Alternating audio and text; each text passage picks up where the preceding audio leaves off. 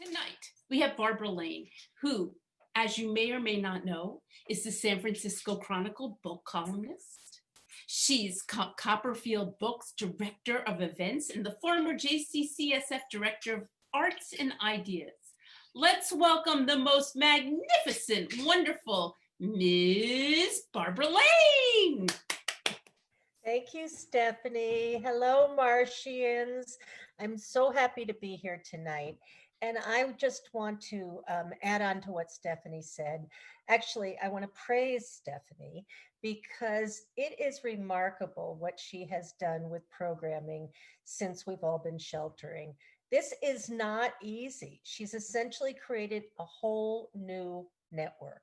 So please support the Marsh because, as you know, arts organizations are really suffering during this pandemic.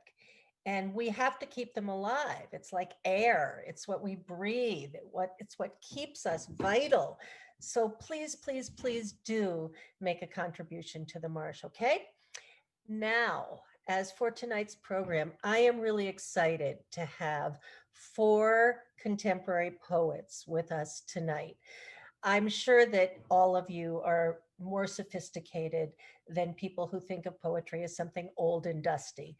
When you hear these poets, you will hear fresh, new poetry that speaks to us today. So I really look forward to this program. I want to say that please contribute in the chat box.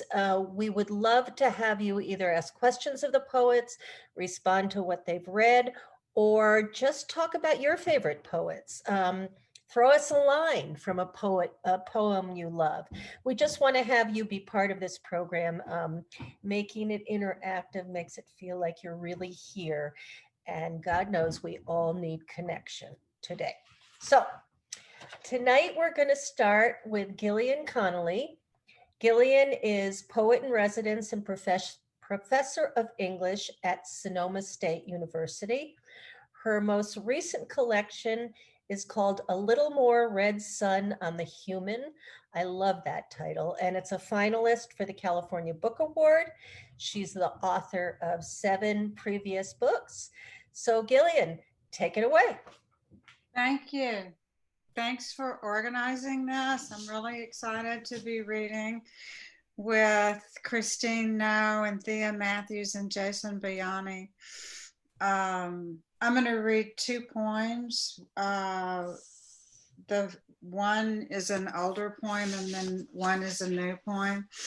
The first poem is called The Pox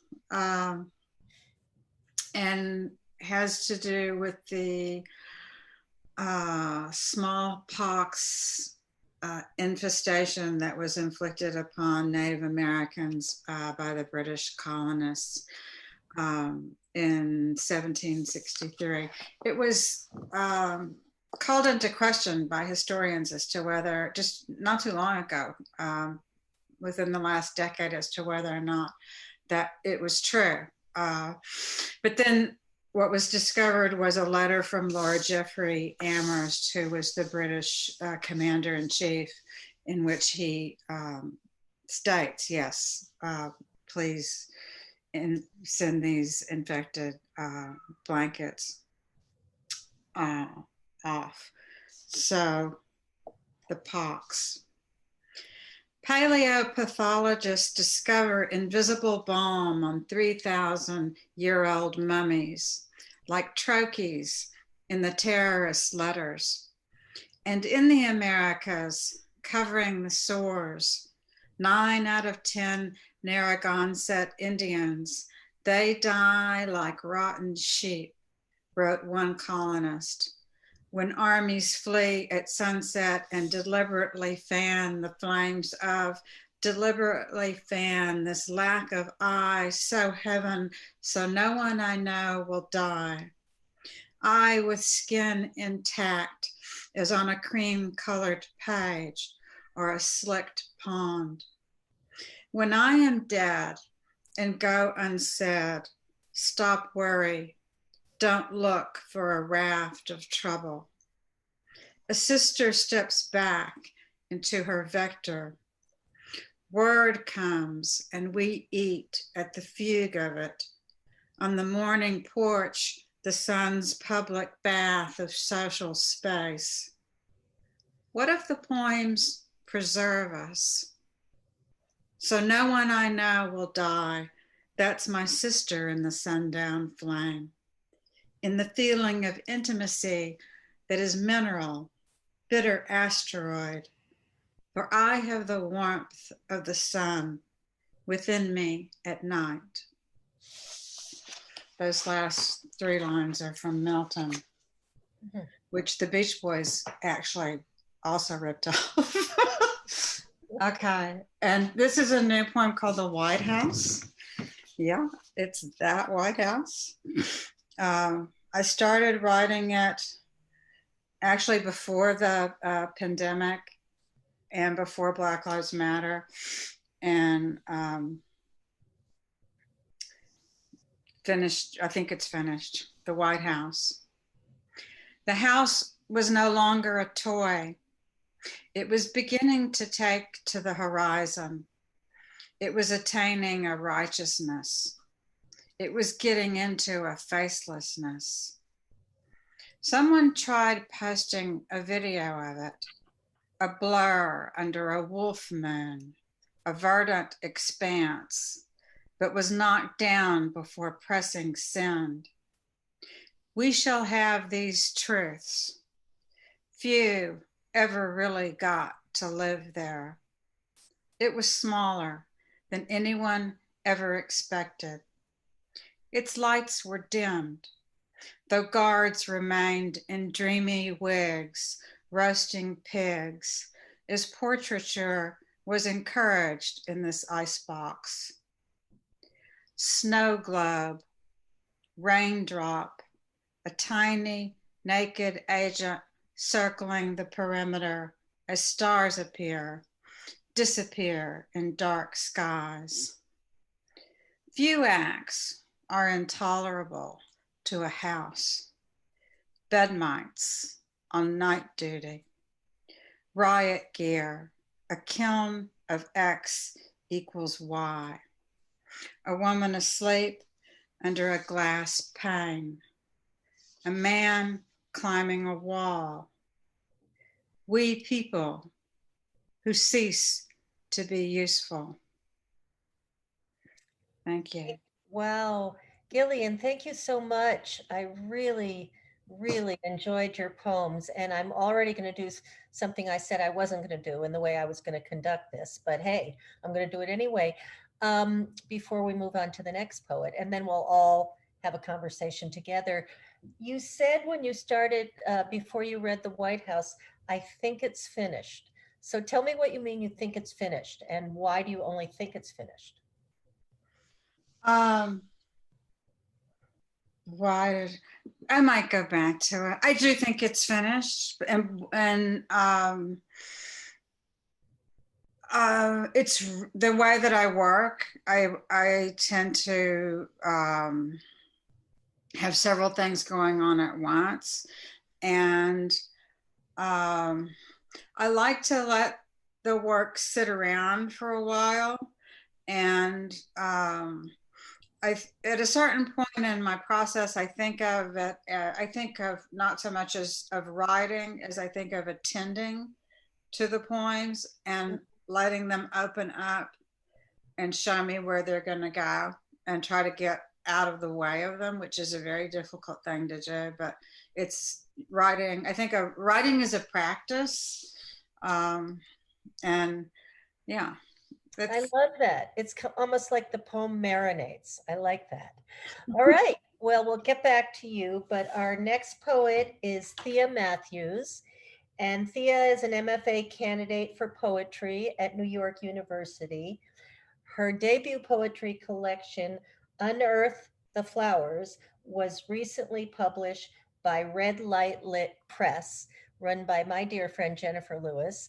I saw Thea read at Litquake last year, and she just blew me away. So I'm so happy to have her here with us tonight. Thea. Hello, everyone. I'm Thea Matthews. Thank you so much, Barbara, for the intro. I'm really grateful to be here and to hear all of the poets. All right, so poems. I'll start with some newer work and then go into Unearth the Flowers. The pain is slow to water, streaming down a dirt alleyway near concrete where I, like feathers, brush along the rocks, scratch eyes to make them bleed. This is the dance of the raised fist, of fingers bent in toward the palm, of workers united and genders obliterated. This is the dance where I see God, where cries of children cease, where men are not forced into lethal pissing contests, where women do not hide under carpets.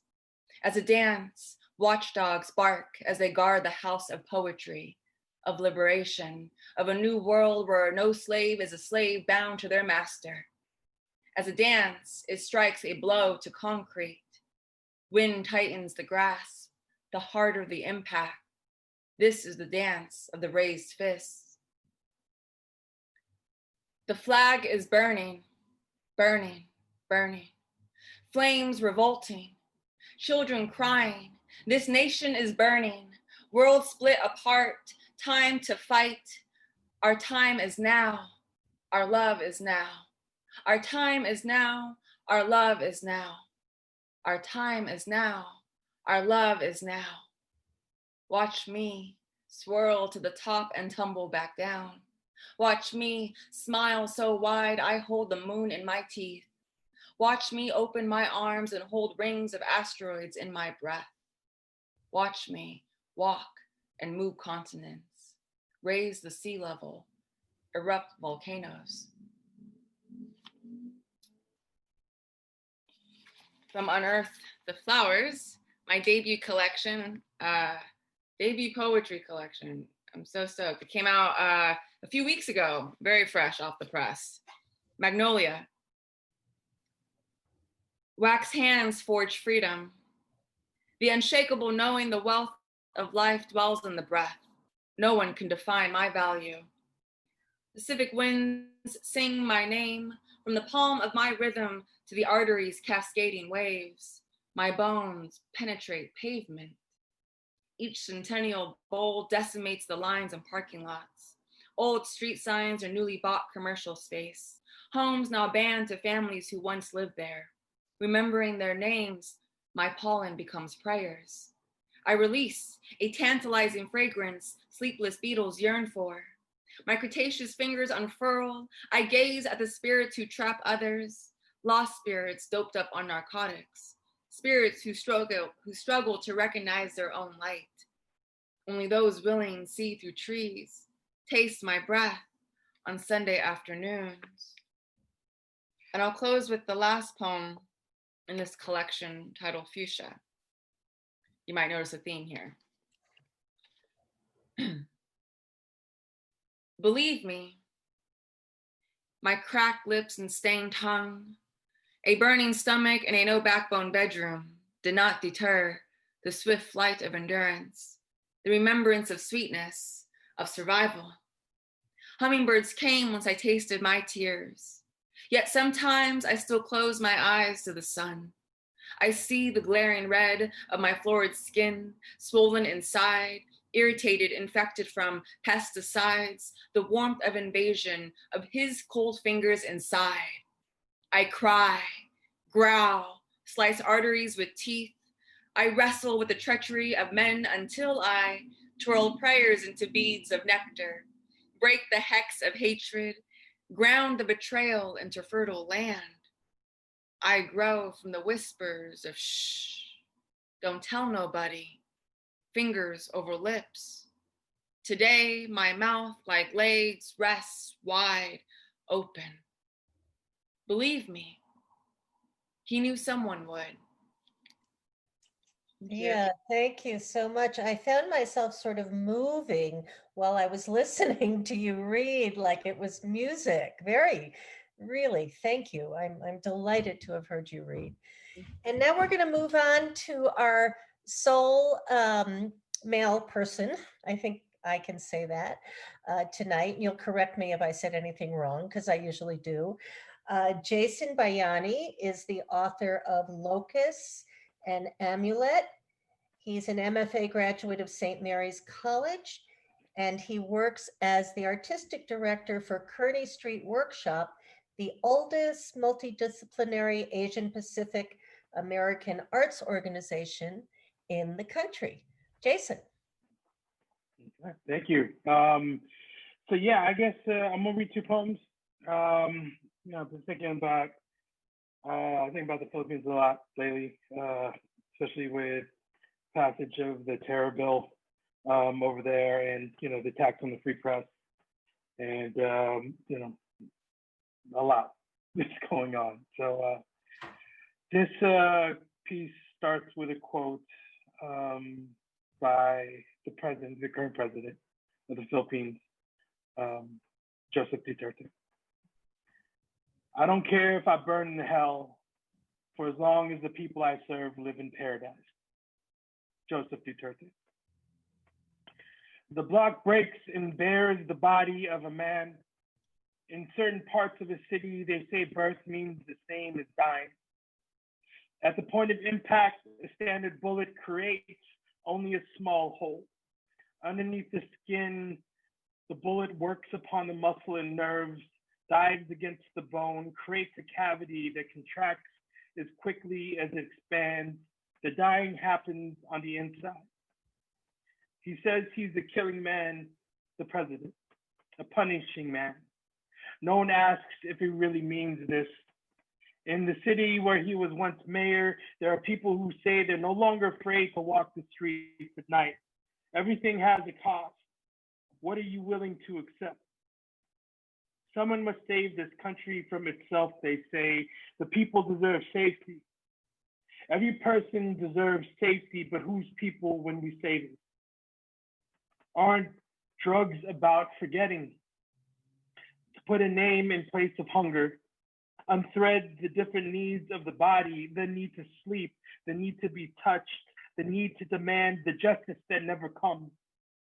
To forget that home is always impermanent and cities offer you no place to root. To forget the farms that grew up on now generate profit for people they will never meet. The act of losing land becomes a condition of our bodies. Nothing for us is ever lost, only taken. They say the people of the Philippines' greatest asset is their ability to smile in the face of adversity, to live the fullness of life through all of its challenges. How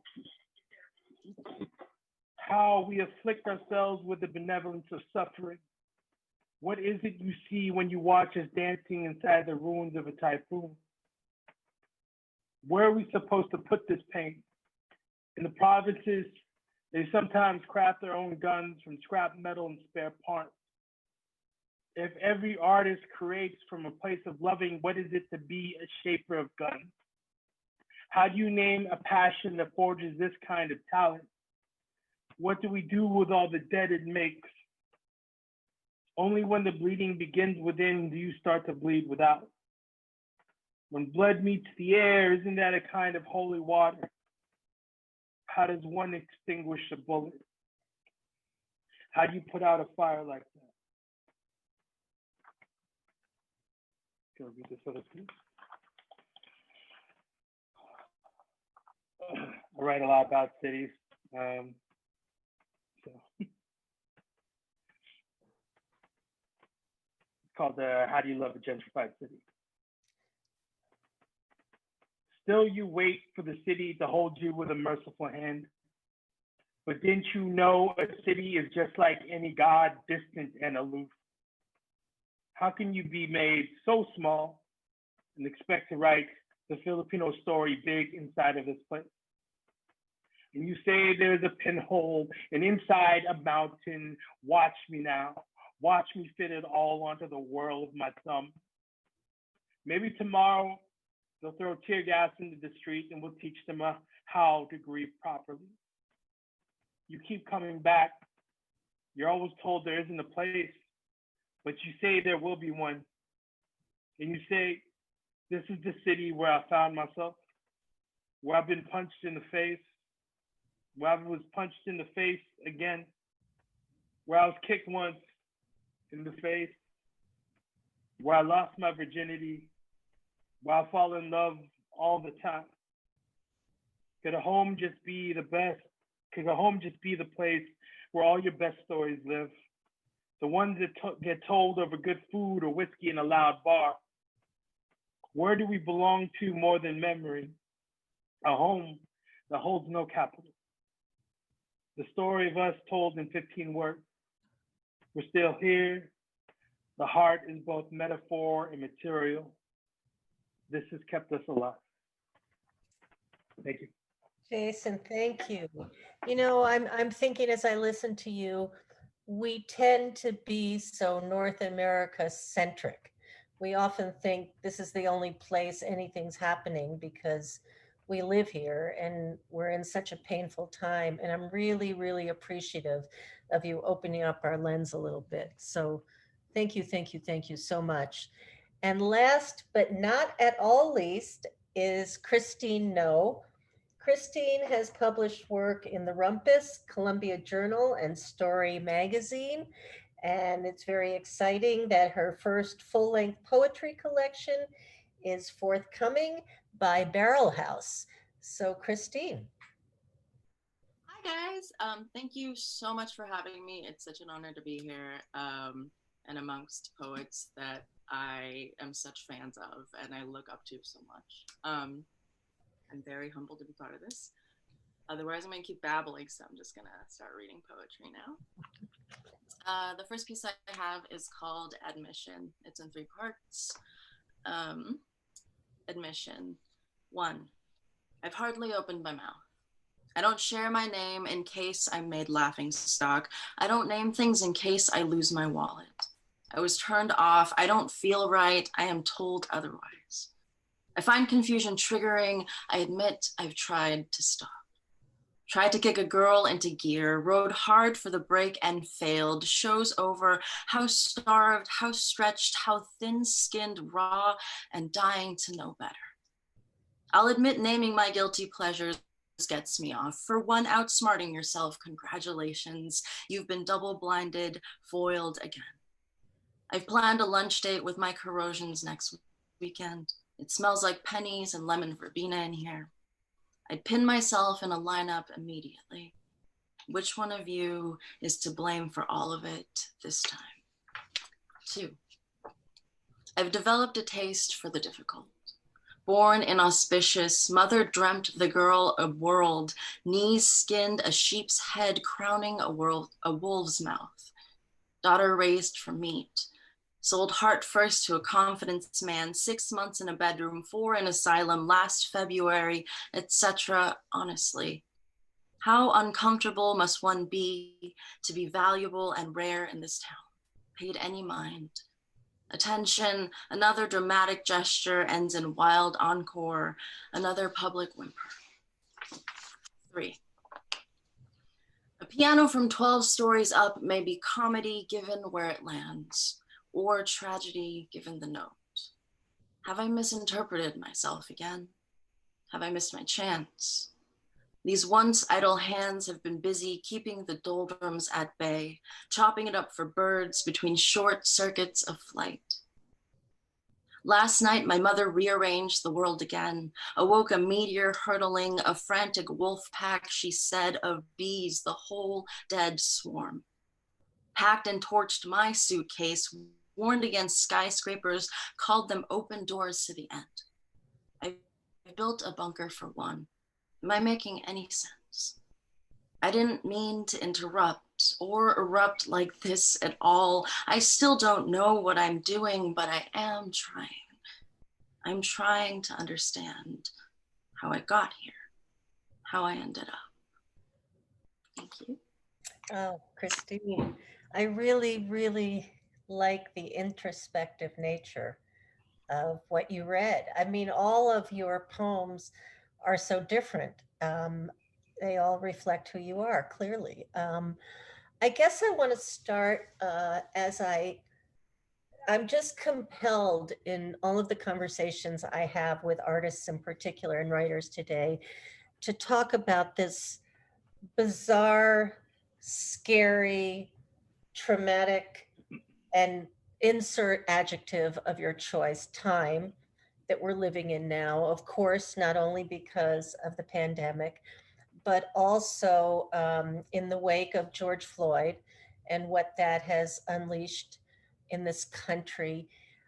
I know you all feel poetry is important, clearly, or you would not be doing what you do.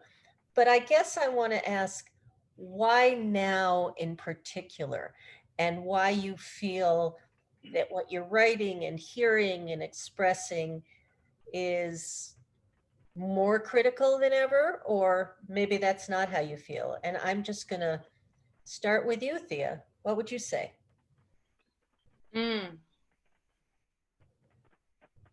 As always, but especially now, the artist has a critical responsibility to acknowledge that, like, to acknowledge the power of art, really, right? Like, to acknowledge how, and to also use the craft, like, use the medium, like, whether, like, in this case, I'm a poet, right? But, like, all art, I mean, I don't really necessarily believe that, you know, what am I trying to say?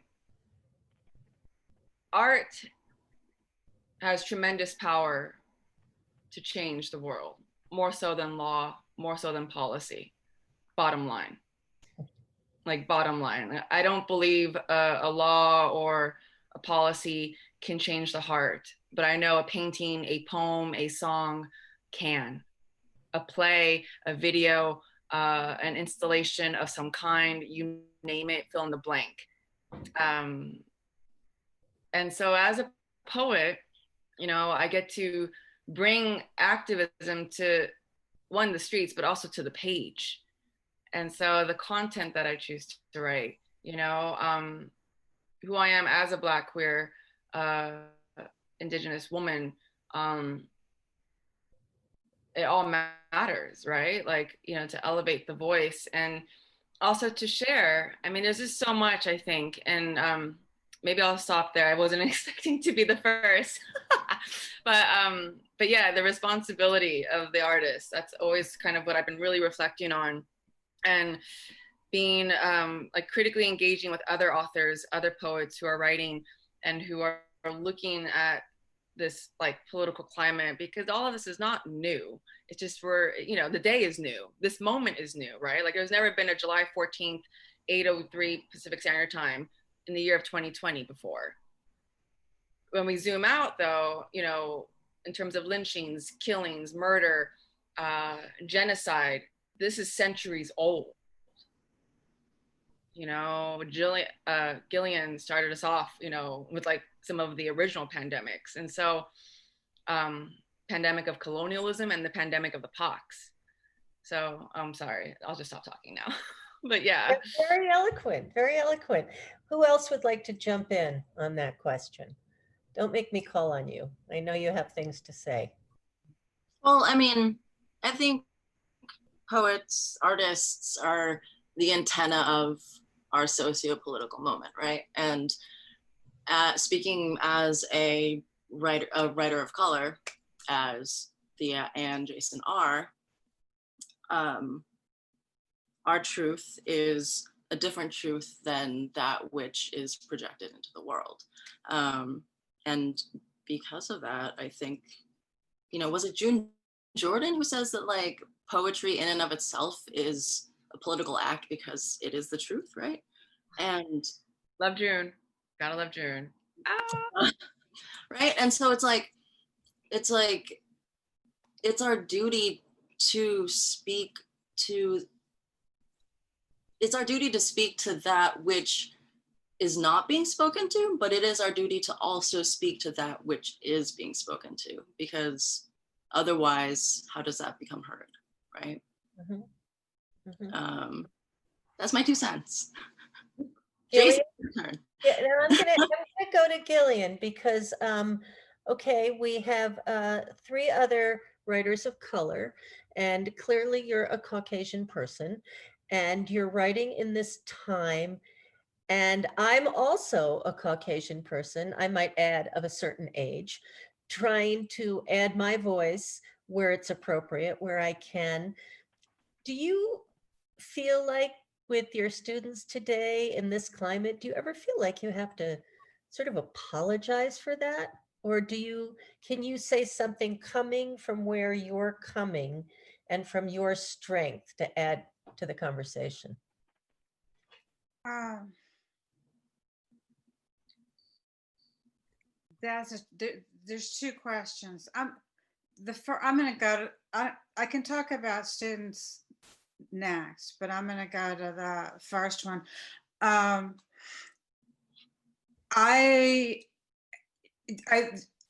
The white people have a lot of work to do. White poets have a lot of work to do. White poets have to figure out what it is to be a white poet. White people have to figure out how to let go of their privilege. That has to be represented in the poetry. The language is going to undergo one of the most fantastic things that poets do is they work with language, they transform language. It's been fascinating to watch this go on in popular culture right now. One of the most interesting things that I caught wind of recently was the term master suite for a bedroom. Ah. The word master. Uh-huh. That's got to go. So there's so much that's got to go. And in terms of poetry, what it can do at this particular time, the work it can do when it comes to language and perception and consciousness is immense. And the task is huge, and it will take work for everyone. To answer your question with my students, I'm I have the good fortune of having a lot of comfort and trust with my students. Mhm. I'm sure you've earned it.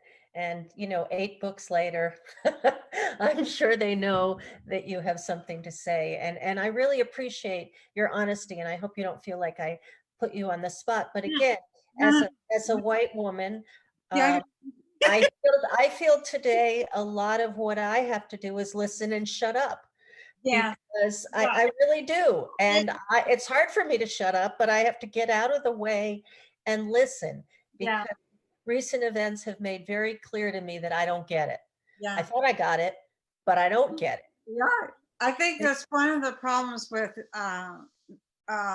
liberal white people in the Bay Area in particular, because this is a liberal enclave, and a lot of I do not want to speak for all white people, because I think any individual speaking for a racial group is in itself a kind of act of racism, so I don't want to do that. Having said that, though,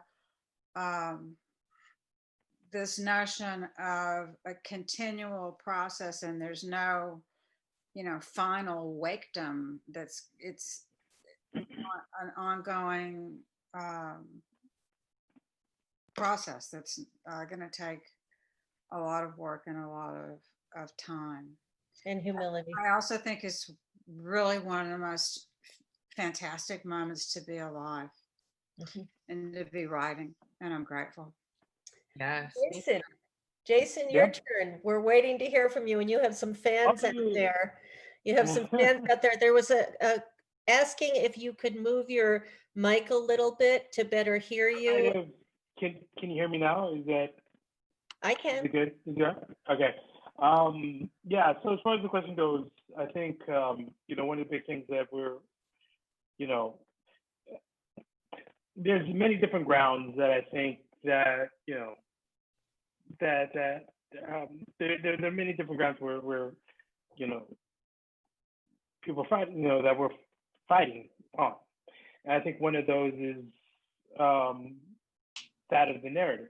And I think that there's a constant war, a constant battle over narrative, and constant, you know, fight to control what the narrative is, and that's, you know, what that's once in art works, in the narrative works in being able, and one of the places where, you know, artists of color and, you know, like indigenous artists can work with that is through, you know, is through art. And Through what? Sorry, I'm not. that art is a means for us to be able to take control of our narrative. Uh-huh. And so, you know, I think that's where I see a lot of the importance. You know, I think that when you look at, like, you know, not one thing is going to be where change is made. You know, you have to make the change on many different, like, on many different levels. And I think art is just one of them. Mm-hmm. And I think for me, where I can look at that, art is, you know, that's a big area where art can make a difference. And that is, you know, in allowing, you know, allowing voices like ours to be able to take control of our own narratives. Mm-hmm. Mm-hmm. You know, we're constantly, particularly now, looking at works of art and sort of reconsidering them now.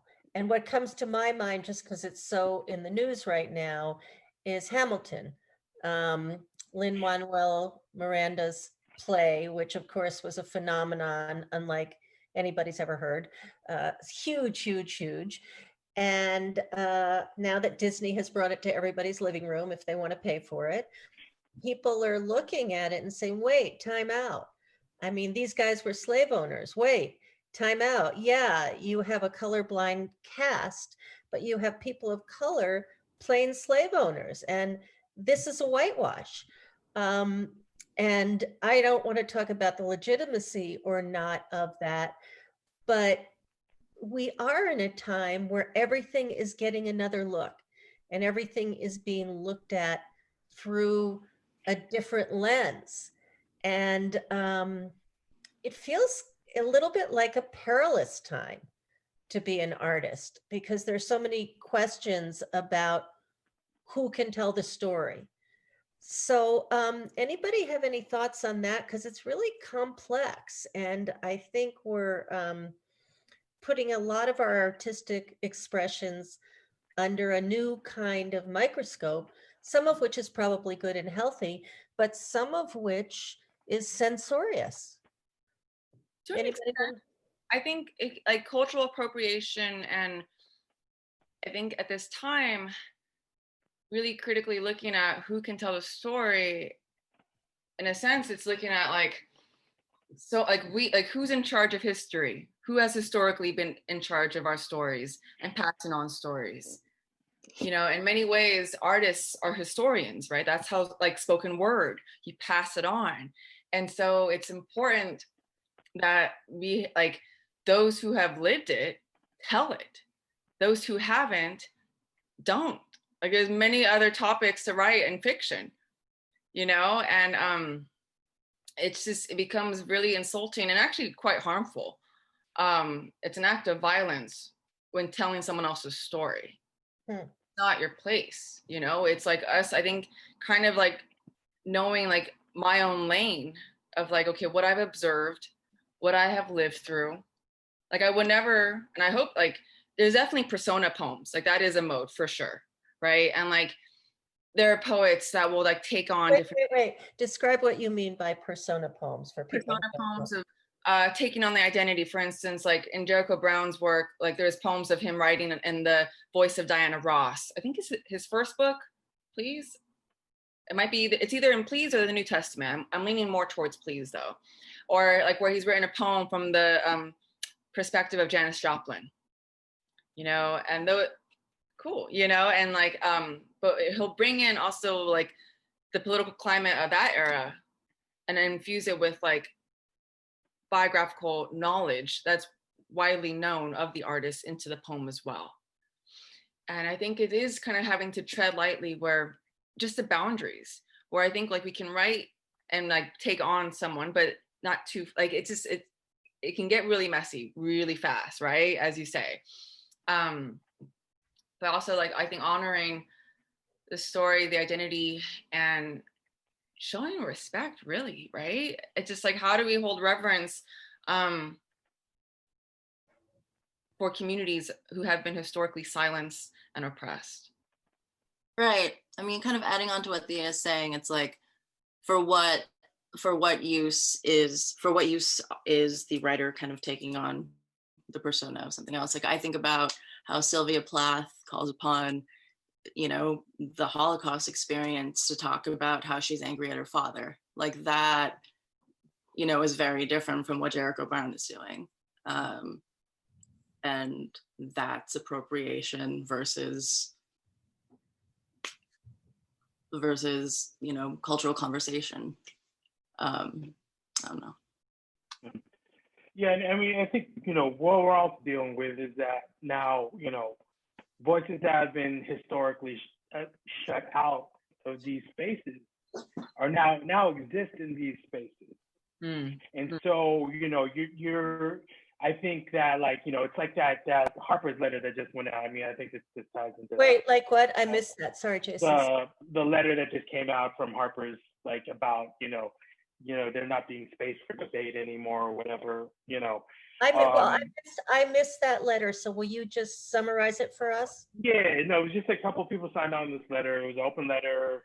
You know, it just basically kind of talking about like there not being much space for debate and that things are becoming, you know, illiberal in the discourse, and that, like, you know, there's whatchamacallit, you know, and it's just kind of railing a bit against cancel culture, you know, so-called cancel culture and all that stuff.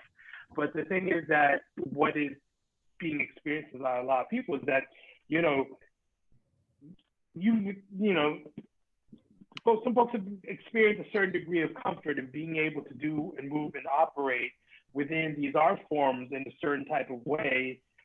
And now there exists more people who have been historically shut out of these spaces now exist in these spaces and are now, you know, more vocal about what's being put out there. And also there's not necessarily a need anymore, since there are, say, trans actors and, you know, in the industry, then a straight cis actor doesn't need to play that role anymore, you know, even though before they would have been, you know, called them on to play that role. But why take away that opportunity when there are actors out there that can fill that role, that have that lived experience?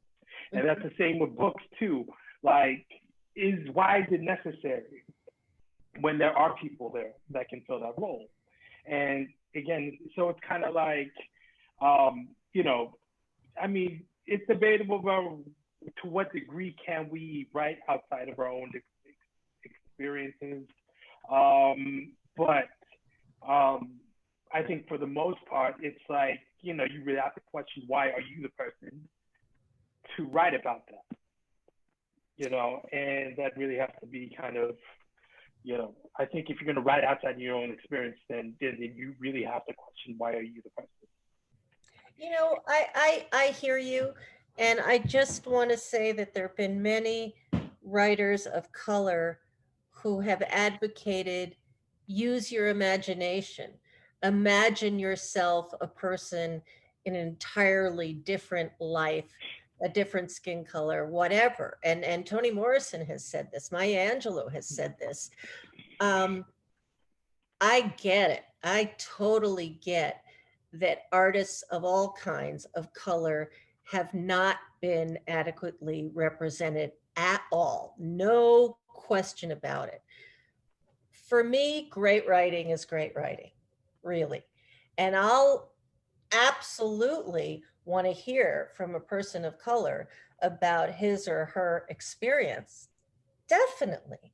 but I'm also open to hear somebody imagining themselves, if it's great writing, in a world that they just don't exist in. And this is a thorny subject. And I don't know if Gillian wants to jump in or yes? I think the problem comes when, well, if you're talking about fiction right now of a writer taking on a character, and the problem is that the lens.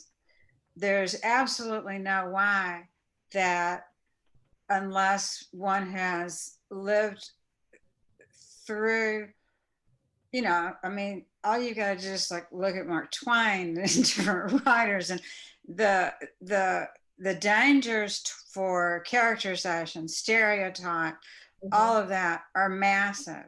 And we're at a moment in writing where where a lot of doors have been bust open, the ceilings, things are open, and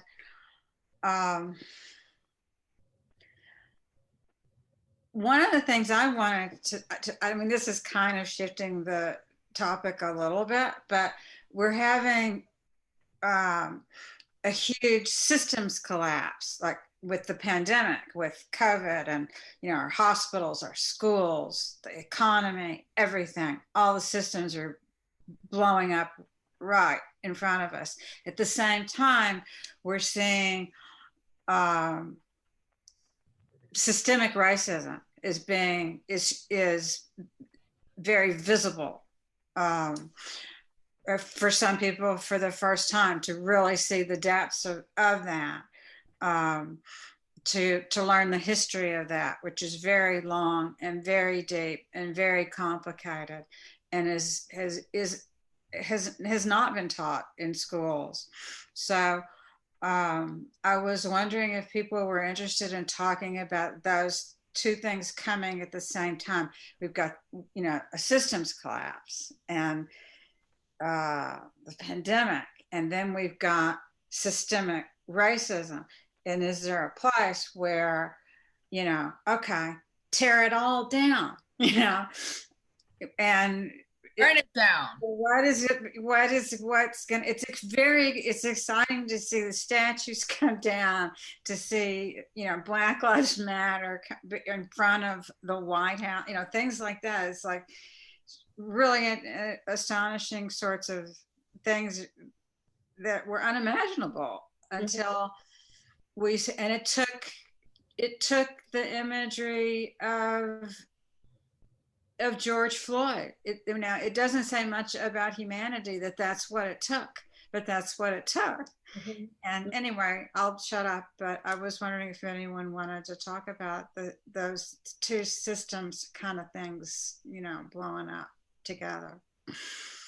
They are colliding, and because we don't have a lot of time left, and I love that observation, what I'm going to ask each of you to do now is recommend a poet who you love, who you think, well, I'll give you the choice. You can either recommend somebody who you think is really speaking to this time eloquently and whose words we should listen to, or just recommend a poet that you think people should read just because.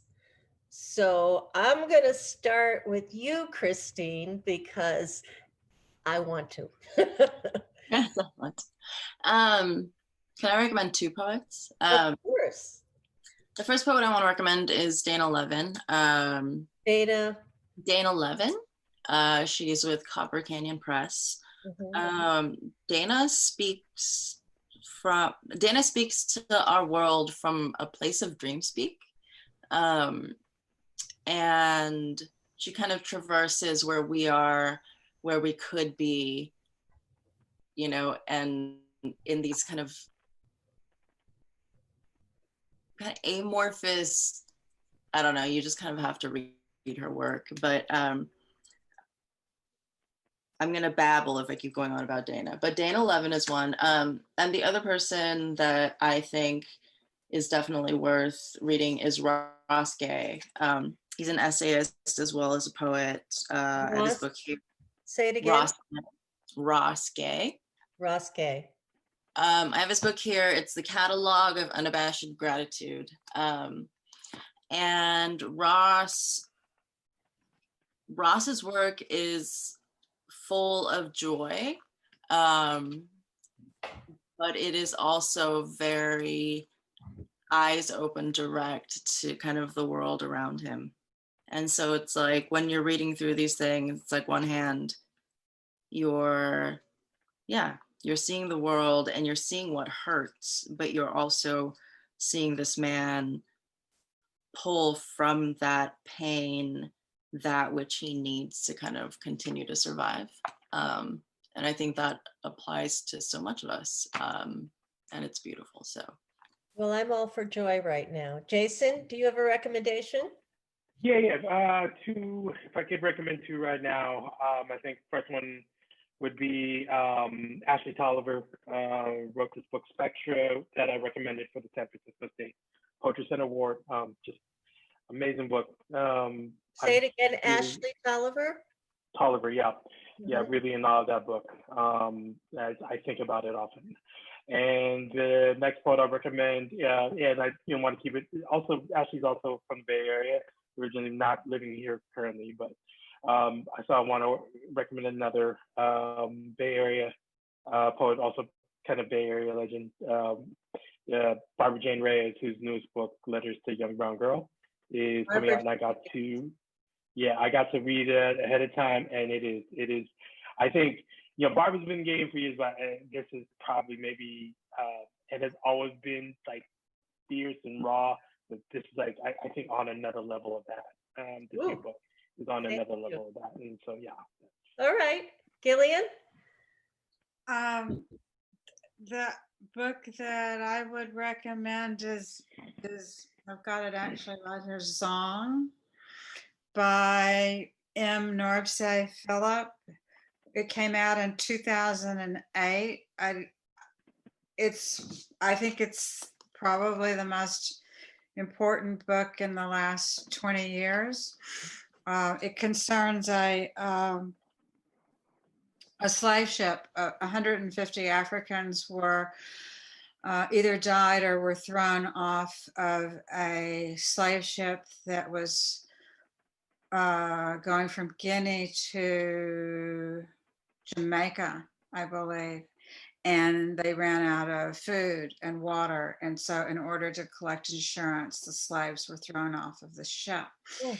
And what's interesting about the book is the way that it's written. We were talking earlier about identity and personas and all of that. And she doesn't take one single narration or persona. It's like, who is anyone to take that history and speak for it and say, this is the narrative. Jason was talking about, the narrative earlier. And so she pieces this together it's multivocal, and it's really a remarkable book. Sounds amazing. Yeah. And Thea, you got the last word here. Oh, we're not hearing Thea. Are you muted for some reason? Oh, now I am. Oh, I'm Okay. unmuted now. Hi. Okay.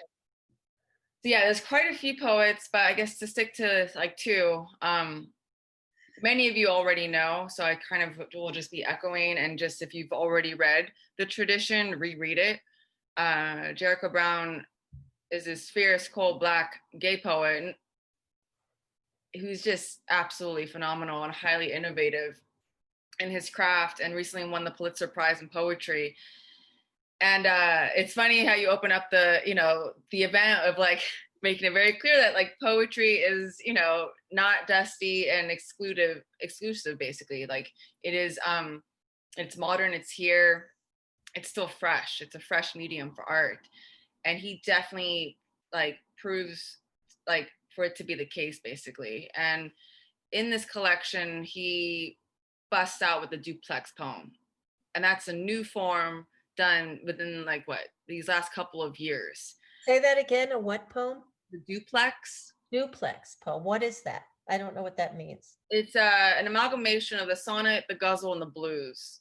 And so people can't say shit of like, oh, everything's already been done before. You know, you hear that like in movies and art, you know, like everything's, you know, like, oh, ideas. And it's like, no, like there's always room, right? There's infinite possibility in art and anything really, like for change. There's infinite possibilities.